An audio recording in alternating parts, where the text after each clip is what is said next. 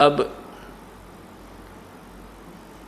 उस भक्त ने, हाँ, जो एक प्रश्न और था मेरे दिमाग नहीं आया, मैं नहीं आया था, अब आ गया।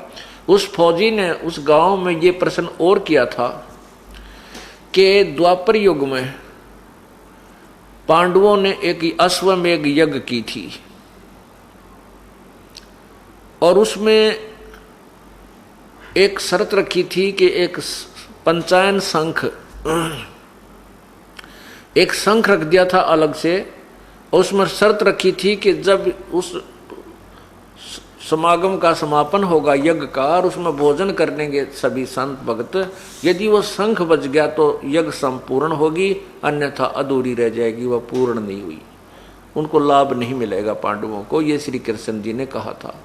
तो मेरे से कहा कि महाराज जी मैं इस बात से चक्कर काट रहा हूँ और किसी के पास ये मेरे को उत्तर नहीं मिला इसका, कि उसमें लिखा है कि महाभारत में लिखा है कि श्री कृष्ण ने भी भोजन खा लिया, सभी वशिष्ठ मुनि जैसी तोब वहाँ बैठी थी उनने भी भोजन खा लिया, 9 नाथ 84 सिद्ध बैठे थे उनने भी भोजन खा लिया, श्री कृष्ण जी ने भी भोजन खा लिया, दुर्वासा जैसी तोब ने भी भोजन खा लिया, पर शंख नहीं बजा। एक सुदर्शन नाम का एक आया था साधु, उसके भोजन खाने से वो शंख बज गया। अब मैं प्रश्न करता हूं भाई उस सुदर्शन में इसी शक्ति कितना आ गई जो श्री कृष्ण में भी ना थी, जिसको हम पूज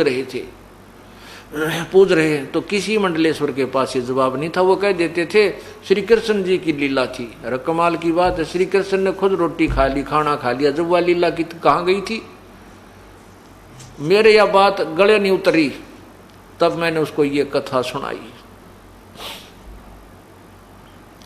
कि पूर्ण परमात्मा ऐसे ऐसे आए थे, उन्होंने ये तत्व ज्ञान दिया था और इस सत्य नाम की भक्ति से ये भक्त में ऐसी सिद्धि शक्ति आ जाती है, ऐसी उनके अंदर भक्ति कमाई बन जाती है।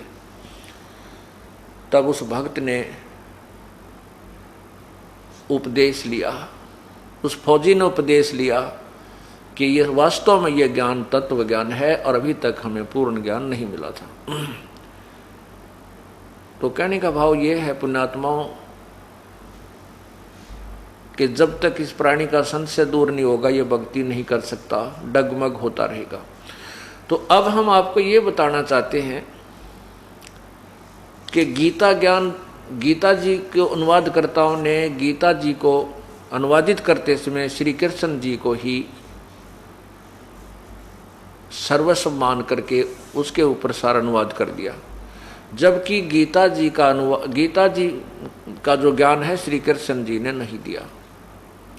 अब ये बात भी आपको खटकेगी जो पहली बार सुन रहा होगा, जो पहली बार आज सुन रहा होगा उसके यह बात खटकेगी कि ले भाई संत जी ने या और नई बात बता दी कि गीता जी का ज्ञान श्री कृष्ण जी ने नहीं कहा। और किसने कहा?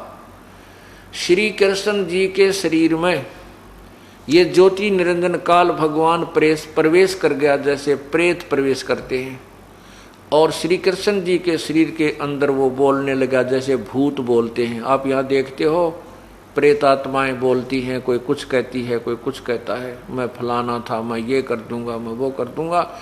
और जब वो भूत निकल जाता है तो उस शरीर वाली आत्मा को ये पता नहीं कि मैंने क्या बोला था, और ही बताते हैं ये ऐसे कह रहा था, न्यू कह रहा था, इसमें भूत ऐसे बोल रहा था।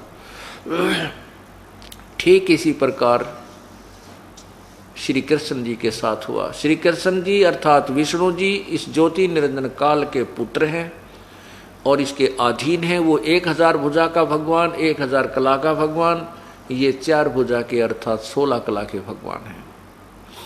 कहाँ थे 1000 हॉर्स पावर की मोटर और कहाँ एक 16 हॉर्स पावर की, बहुत अंतर हो जाता है।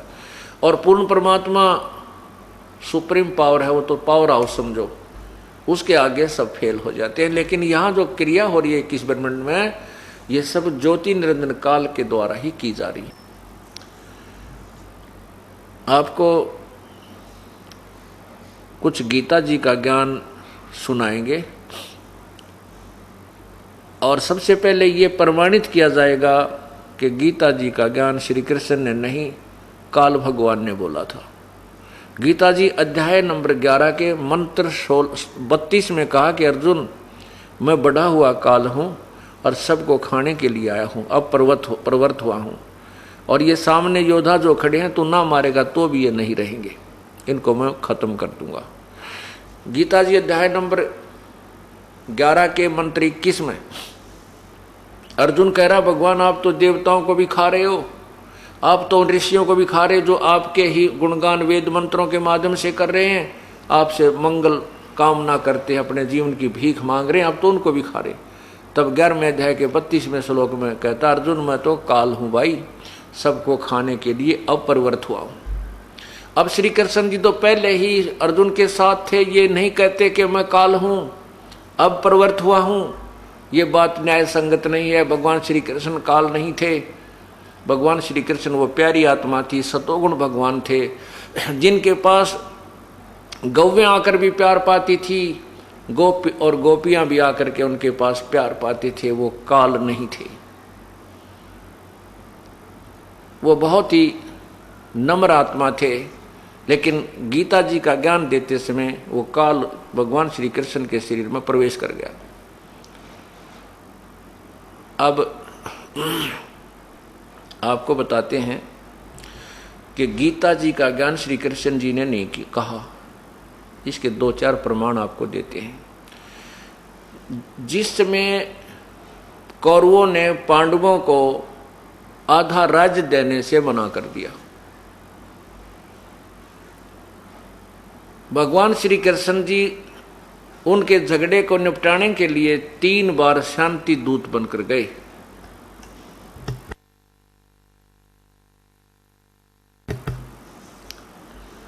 और जाकर शिक्षा देते थे कि भाई झगड़ा नहीं करना चाहिए, भाई बंटवारा अपना प्रेम से कर लीजिए, ये राज्य ना किसी के साथ गया ना जाएगा, तुम लड़कर मर जाओगे, ये पृथ्वी यहीं रह जाएगी। 3 बार जाकर के भगवान श्री कृष्ण जी ने उनको बहुत समझाया, लेकिन दुर्योधन अनाड़ी था, नहीं माना। आखिरी बार श्री कृष्ण जी ने सोचा एक दाव लगा देता हूं, यदि ये दाव लग गया हो सकता युद्ध ना हो। श्री कृष्ण युद्ध नहीं कराना चाहते थे, बिल्कुल भी नहीं चाहते थे। तो उन्होंने क्या दाव लगा कि ये पांडव मेरे रिश्तेदार हैं, क्योंकि अर्जुन के भगवान श्री कृष्ण की बहन सुभद्रा ब्याह रखी थी, उसका विवाह हुआ था। तो श्री कृष्ण जी ने सोचा कि शायद पांडव इसलिए आकड़ पाड़ रहे हैं, इसलिए अड़े खड़े हैं, ये सोच रहे हैं कि श्री कृष्ण हमारे साथ है और श्री कृष्ण हमारा रिश्तेदार है, हमारे साथ होगा, इसकी सेना हमारे साथ होगी, हम युद्ध में जीतेंगे। इसलिए श्री कृष्ण जी ने वहां पर पांडव और कौरवों की एक सभा हो रही थी, तो श्री कृष्ण जी ने कौरवों से कहा कि भाई तुम, हाँ, श्री कृष्ण जी ने कौरव और पांडव को दोनों को बता दिया कि भाई एक बात सुन लो, जब तुम नहीं मानते हो, युद्ध करना ही चाहते हो, तो मेरा फैसला सुन लो। एक तरफ मेरी सेना होगी, एक तरफ मैं होऊंगा, और मैं हथियार भी नहीं उठाऊंगा। अब श्री कृष्ण जी चाहते थे शायद यही तीर लाग जा, पांडव मान जाएं, और वो तीर ठीक लग गया निशाने पर। पांडवों को जब ये पता चला कि श्री कृष्ण जी ने अपना फैसला दे दिया है, एक तरफ मेरी सेना होगी, एक तरफ मैं होऊंगा और हथियार भी नहीं उठाऊंगा, तो पांडवों ने के पैरों के तले की जमीन खिसकी कि तुम हारे पड़े हो, तुम हारोगे, इसलिए युद्ध ना हो तो अच्छा है। इस कारण से श्री कृष्ण जी से कहा कि हे भगवान, हम युद्ध नहीं करना चाहते और आप भी हमें यही सलाह दे रहे हो, तो इसलिए आप कृपा हमें 5 गांव दिलवा दो, हमारी इज्जत भी रह जाएगी और हम अपना गुजारा कर लेंगे। श्री कृष्ण जी ने समझ लिया कि अब बात बन गई, कहने लगे भाई ठीक है, ये तो फैसला हो गया बस। अब कौरवों की सभा में जाकर के श्री कृष्ण जी ने कहा कि भाई दुर्योधन, बात बन गई, आप पांडवों को 5 गांव दे दो। उन्होंने कह दिया कि मैं 5 गांव दिला दो, हम पूरा राज्य नहीं चाहते। अब दुर्योधन ने सोचा भाई क्यों, पांडव तो डर गए, अब इनको कतिये खत्म कर दे, यहाँ से भाग जाए कि तब मांग के खाओ, मजदूरी कर लेंगे। दुर्योधन नहीं माना, कहने लगे पांडवों के लिए तो सुई की नोक के समान भी जमीन नहीं है, यदि उनमें ताकत है तो युद्ध करके प्राप्त कर सकते हैं। उस समय श्री कृष्ण जी को भी गुस्सा आ गया। श्री कृष्ण जी ने कहा, अरे दुर्योधन तू इंसान नहीं शैतान है, कहाँ आधा राज्य कहाँ 5 गांव, अरे शैतान मान जा तू मत ये नाश करावे। अब इस बात से दुर्योधन नाराज हो गया और अपने योद्धाओं से कहा, सैनिकों से, कि पकड़ लो श्री कृष्ण जी को और डाल दो कैद में। अब जो ही योद्धा लोग उठे तो श्री कृष्ण जी ने अपना विराट रूप दिखाया। उसकी चमक के अंदर सभी सैनिक घबरा गए, उनकी आंखें चुंदी आ गई, कोई सोफा के नीचे बढ़ गया, कोई कितना टक्कर मारे, श्री कृष्ण जी बाहर निकल गए। ये पॉइंट याद रखना पुण्यात्माओं कि यहां विराट रूप श्री कृष्ण जी ने दिखाया। गीता जी अध्याय नंबर 11 के मंत्र 47 में कहा कि अर्जुन ये मेरा विराट रूप है, 1000 भुजा दिखाई, तेजों में शरीर लपट निकल रही है, जीभ निकाल रखी है, खा रही। कहता है कि ये मेरा विराट रूप है। इस आदि से पहले इस रूप को ना किसी ने देखा और ना ही कोई आगे देख सकता। इस मेरे वास्तविक रूप को, जो विराट रूप मैंने तुझे दिखाया है, मतलब युद्ध के दौरान जो दिखाया था, काल ने दिखाया था, श्री कृष्ण जी ने नहीं दिखाया था।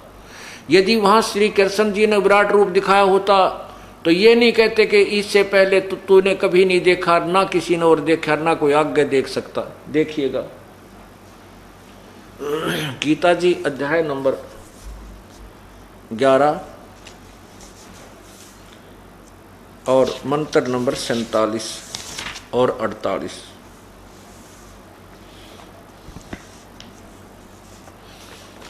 ये गीता जी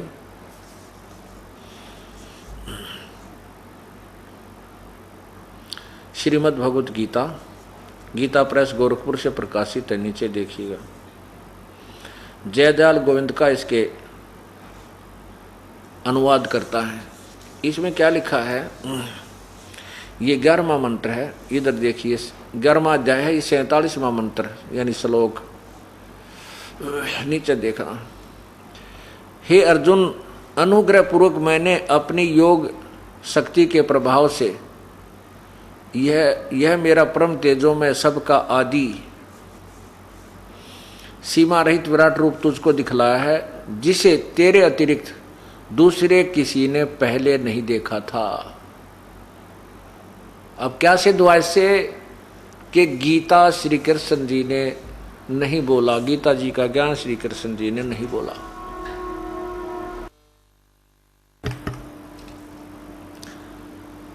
गीता जी का ज्ञान श्री कृष्ण जी ने नहीं बोला, ये काल ने बोला। और वो खुद कहता है कि मैं काल हूं, सबको खाने के लिए आया हूं। 11वें अध्याय का अब देखिएगा 32वां मंत्र, यही गीता जी और ये अध्याय नंबर 11 और यहां नीचे देखिए 32 मंत्र।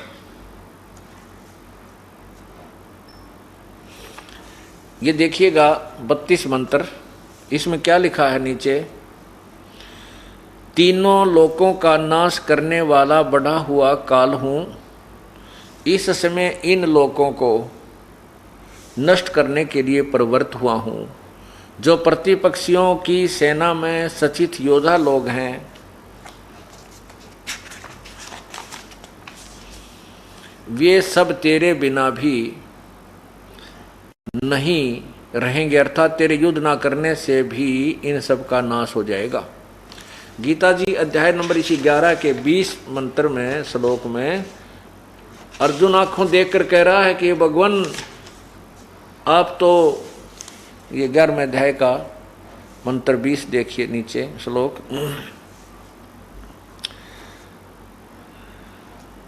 ग्यारहवें अध्याय का मंत्र 21 देखिए, ये 21 मंत्र है। यहाँ देखिएगा, वे ही देवताओं के समूह आप में प्रवेश करते हैं, कुछ भयभीत होकर हाथ जोड़कर आपके नाम और गुणों का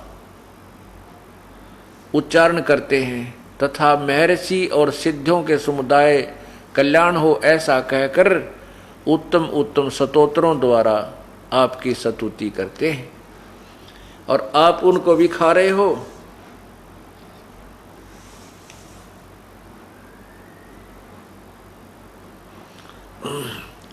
अब एक प्रश्न इसमें एक और प्रमाण है गीता जी में कि श्री विष्णु भगवान चतुर्भुज हैं, वो 4 भुजा वाले हैं, 1000 भुजा नहीं है श्री कृष्ण विष्णु भगवान की, तो श्री कृष्ण 1000 भुजा नहीं दिखा सकता। अब यहां लिखा है, अर्जुन कहता है 11वें अध्याय के 46वें श्लोक में कि हे सहस्रा बाहु, सहस्त्र बाहु माने 1000 भुजा के भगवान। ये देखिएगा श्रीमद् भगवत गीता जी और अध्याय नंबर 11 के नीचे आइएगा 46 नंबर श्लोक में। ये 46 नंबर श्लोक है। इसमें क्या लिखा है कि मैं वैसे ही आपको मुकुट धारण किए हुए गदा और चक्र हाथों में लिए हुए देखना चाहता हूं, इसलिए हे विश्वरूप, हे सहस्र बाहो, सहस्र बाहो माने 1000 भुजा वाले, आप उसी चतुर्भुज रूप से प्रकट होइए। अब इसे सिद्ध हो गया कि श्री कृष्ण जी ने गीता नहीं बोली। ये 2 पॉइंट सिद्ध हो गए। अब तीसरा ये होता है, ये कहते हैं कि श्री कृष्ण जी ने अर्जुन से युद्ध इसलिए करवाया कि अर्जुन अक्षत्रिय धर्म का पालन नहीं कर रहा था, और यदि अक्षत्रिय धर्म का पालन नहीं करेंगे तो उनका जो कर्म नष्ट हो जाता है, उनको पाप लगता है, इसलिए युद्ध करवाया। पहले तो हम मान लेते थे इन बातों को, लेकिन अब ज्ञान हुआ कि ऐसा नहीं था, क्योंकि श्री कृष्ण जी स्वयं अक्षत्रिय थे और मथुरा का राज्य के राजा कंस को मारने के उपरांत वहां का राज्य अपने नाना जी को उग्रसेन को दे दिया था। उग्रसेन बहुत वृद्ध हो गए थे, उन्होंने सारी बागडोर अपने दोहते श्री कृष्ण जी को दे दी थी। उसी समय काल्यावन नामक एक राजा ने, जो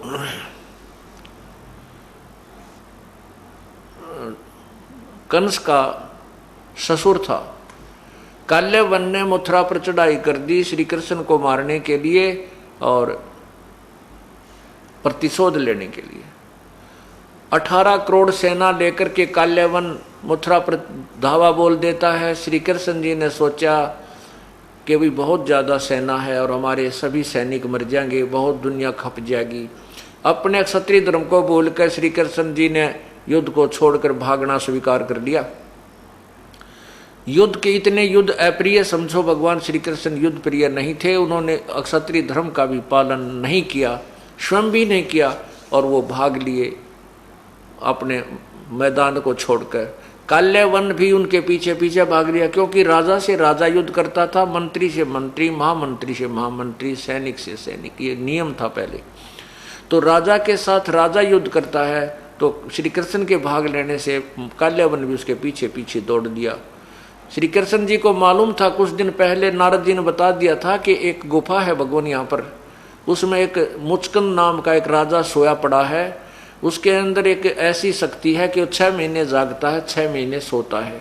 उसने ऐसी सिद्धि प्राप्त कर रखी है कि 6 महीने जब जागता है तो राजाओं से युद्ध करता रहता है, 6 महीने सोता है तो उसको सोते समय बीच में कोई उठा दे तो उसको उसकी आंखों से लपट ऐसे वो तीर निकलते हैं, अग्निबाण छूटते हैं कि वो सामने वाला मर जाता है। इस बात का श्री कृष्ण जी को ज्ञान हो गया। इसी दृष्टिकोण से भी क्यों ना मैं इस मुचकंद को, काल्यावन को मुचकंद से मरवा दूं। श्री कृष्ण जी आगे आगे भाग रहे हैं, काल्यावन पीछे पीछे। श्री कृष्ण जी उसी गुफा में प्रवेश कर गए जिसमें वो काल्यावन ना वो मुचकंद सोया पड़ा था। मुचकंद के ऊपर अपना वो पीताम्बर, जो कपड़ा एक एक्स्ट्रा चद्दर सी साथ में लिए हुए होते थे, श्री कृष्ण जी ने ले रखी थी, वो उस सोए हुए मुचकंद के ऊपर डाल दी। अब बाहर से जब काल्यावन गुफा में प्रवेश कर गया तो उसने देखा कि वही कपड़ा ओढ़ के और यह सो गया है शायद श्री कृष्ण जी, यहाँ छुप गया है। और कृष्ण जी आगे चले गए गुफा में। काल्यावन ने मुचकंद को श्री कृष्ण मानकर उसकी टांग पकड़ के घुमा दी कि खड़ा हो कायर, क्यों छुप गया यहाँ आके। मुचकंद की निंद्रा भंग होगी, आंखों से अग्निबाण छूटे, काल्यावन मर गया।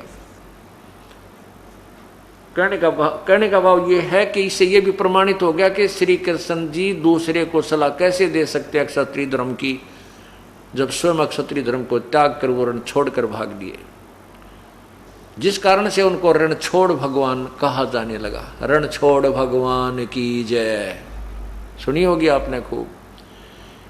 ये भी नहीं मालूम ये भगवान की इज्जत कर रहे हैं कि बेइज्जती। रणछोड़ का अर्थ तो कायर होता है, और फिर जय बोलते हैं, बोलो रणछोड़ भगवान की जय। तो कहने का भाव हमने अपना जो निष्कर्ष है वो मध्य नजर रखना है। इससे भी सिद्ध हो गया कि श्री कृष्ण जी ने युद्ध करने की सलाह अर्जुन को युद्ध के मैदान में कतई नहीं दी। अब तीसरा प्रमाण आपको देते हैं, गीता जी का ज्ञान श्री कृष्ण जी ने नहीं कहा, कति कलम तोड़ आपको बताते हैं। महाभारत का युद्ध हो गया, पांडव जीत गए, कौरव हार गए। युधिष्ठिर जी को राज्य गद्दी प्राप्त हो गई। श्री कृष्ण जी ने कहा भी मेरा काम हो गया, आपका काम हो गया है, मैं द्वारका जाना चाहता हूं, मुझे इजाजत दो। अब श्री कृष्ण जी पांडवों के गुरु थे, धार्मिक गुरु थे। उन्होंने कहा कि भगवान आप जा रहे हो और हमें एक सत्संग सुनाकर जाना, ताकि हम आपके विचारों के आधार पर चलकर आप राज्य को भी करें, अपना कल्याण भी करें, कहीं हम विचलित ना हो जाएं। श्री कृष्ण जी ने समय, स्थान और तिथि निर्धारित कर दी। उसी निश्चित तिथि को शाम के समय श्रोतागण आकर के सत्संग स्थल पर विराजमान हो रहे हैं। सत्संग स्थल के आसपास श्री कृष्ण और अर्जुन घूम रहे हैं, टहल रहे हैं। अर्जुन ने कहा कि भगवान आज सत्संग के अंदर वो गीता जी का ज्ञान सुनाना जो आपने युद्ध के दौरान मुझे सुनाया था, मैं युद्ध के कारण याद नहीं रख सका।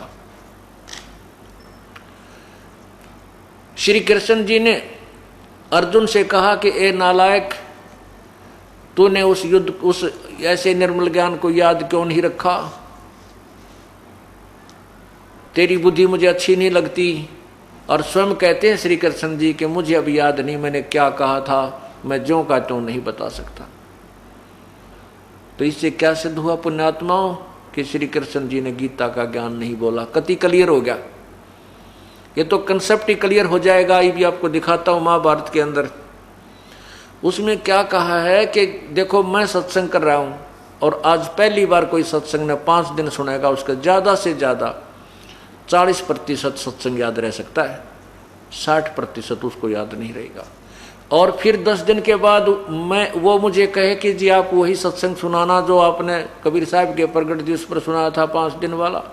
और मैं कहूँ उस श्रोता को जिसने पहली बार सुना था उसको कहूँ तेरी बुद्धि अच्छी नहीं है नालायक, तूने याद क्यों ना रखा सारा सत्संग। और मैं कहूँ कि मुझे तब याद नहीं मैंने क्या कहा था, मैं जो का तू नहीं बता सकता। इसे सिद्ध है कि मैं नहीं बोल रहा था, उसमें मेरे अंदर कोई और आत्मा बोल रही थी जिससे मुझे याद नहीं।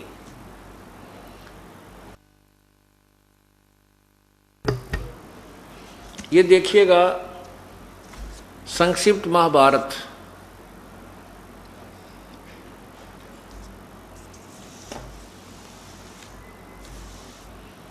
संक्षिप्त महाभारत द्वितीय खंड। ये कहाँ से प्रकाशित है? गीता प्रेस गोरखपुर से। अंदर से भी देखिएगा।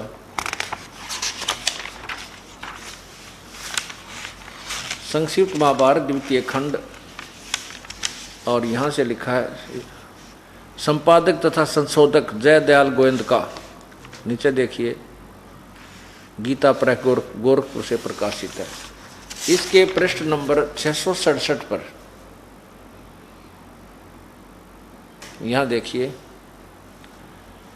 विषय है अर्जुन का श्री कृष्ण से गीता का विषय पूछना और श्री कृष्ण का अर्जुन से सिद्ध महर्षि और कश्यप का संवाद। यहाँ देखना नीचे।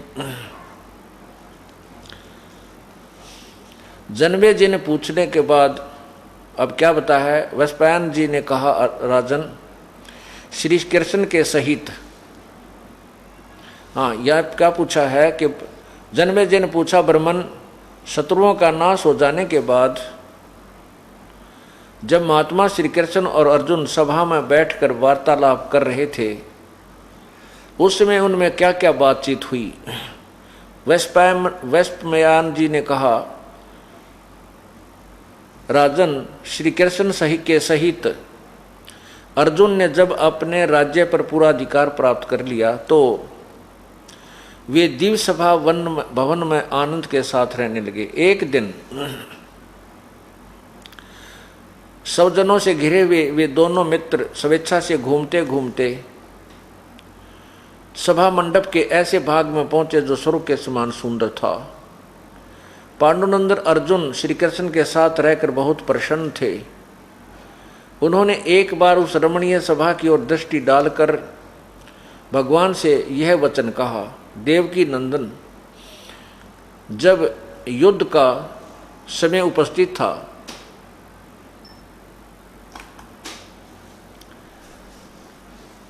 उन्होंने एक बार उस रमणीय सभा की ओर दृष्टि डालकर भगवान से ये वचन कहा, देवकी नंदन, जब युद्ध का अवसर उपस्थित था उसमें मुझे आपके महात्म्य का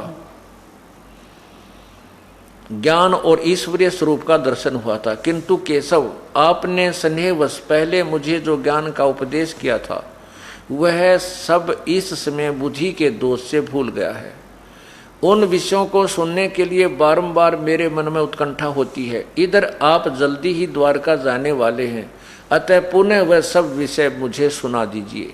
वैशंपायन जी कहते हैं, अर्जुन के ऐसा कहने पर अर्जुन ने कहा कि जो युद्ध के समय जो गीता का ज्ञान दिया था वो मुझे फिर सुना दिए।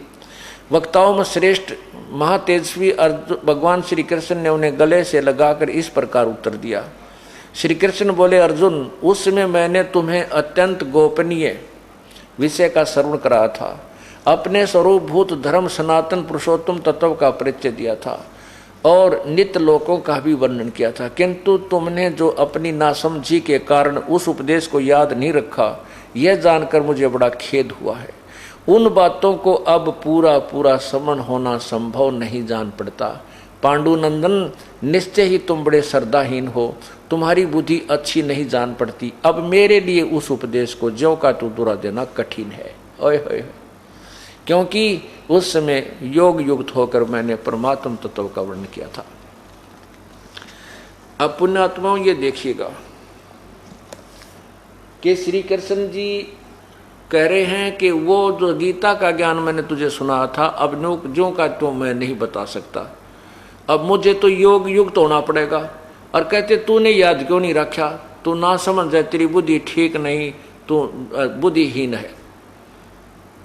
इससे सिद्ध है कि श्री कृष्ण को कुछ भी नहीं पता था कि गीता जी का ज्ञान उसने मैं क्या बोला था।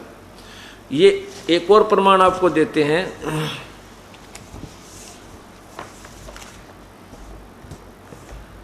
कि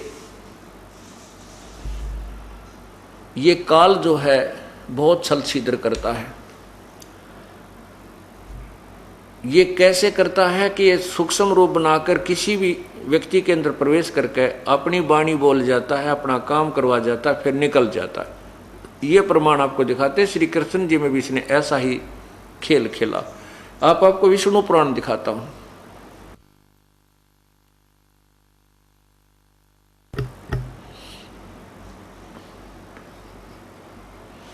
ये देखिएगा श्री विष्णु पुराण, श्री विष्णु पुराण नीचे देखिएगा, गीता प्रेस गोरखपुर से प्रकाशित है। इसके अनुवादकर्ता कौन है? ये है श्री मुनीलाल गुप्त अनुवादक और गीता प्रेस गोरखपुर से प्रकाशित है। इसके चतुर्थ अंश में, ये चतुर्थ अंश है, पृष्ठ नंबर 243। इधर आइए, ये 242 अध्याय 3 है, चतुर्थ अंश का अध्याय 3 है, 242 पर नीचे आइएगा।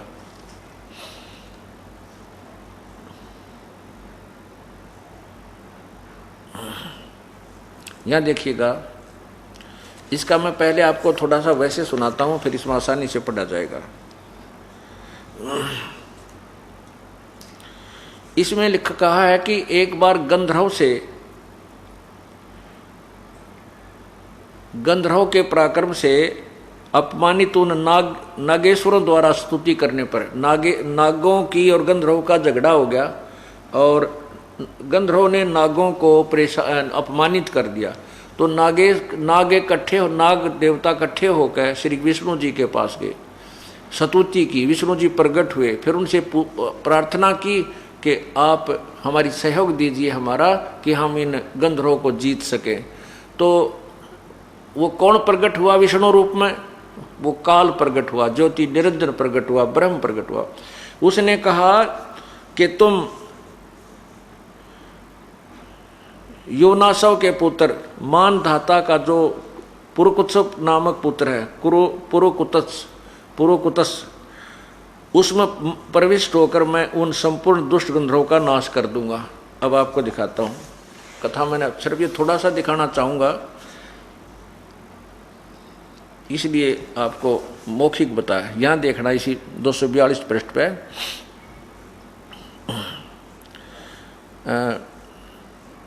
गंधर्व के पराक्रम से अपमानित उन नागेश्वरों द्वारा स्तुति किए जाने पर उसके श्रवण करने से जिनकी विकसित कमल सदृश आंखें खुल गई हैं, निंद्रा के अंत में जगे हुए उन जलाशयी भगवान सर्व देवेश्वर को प्रणाम कर उन नागगणों ने कहा, भगवान उन गंधर्व से उत्पन्न हुए हमारा भय किस प्रकार शांत हो। तब आदि अनंत रहित भगवान पुरुषोत्तम ने कहा, योनासव के पुत्र मानधाता का जो यह पुरुकुतस नामक पुत्र है, उसमें प्रविष्ट होकर मैं उन संपूर्ण दुष्ट गंधर्वों का नाश कर दूंगा। अब इससे क्या स्पष्ट हुआ कि ये क्या खेल है काल का। जो भी यहाँ ऋषि हैं, देवता हैं, ये सब भगवान विष्णु की उपासना करते हैं, और विष्णु को इष्ट मानकर जब स्तुति करते हैं तो विष्णु रूप में युग काल प्रकट हो जाता है, ये ब्रह्म। और फिर इसी प्रकार गंधर्वों के सामने, नागों के सामने वही प्रकट हुआ। उन्होंने उसे याचना की कि मेरी रक्षा करो। तो उस काल ने कहा कि मैं वो जो मानदाता का पुत्र पुरुकुत्स है उसके अंदर प्रवेश हो जाऊंगा भूत की तरह, और फिर मैं उन्हें मार दूंगा। इससे सिद्ध हो गया कि ये काल श्री कृष्ण जी में भी ऐसे ही छल करके प्रकट हुआ, और ये सब गीता का ज्ञान और महाभारत का ये आपस में विनाश करवा डाला, युद्ध करवा के लाखों लोग मरवा दिए। श्री कृष्ण जी ने युद्ध नहीं करवाया। अब इसी का एक और प्रमाण है, 233 पृष्ठ पर देखिएगा।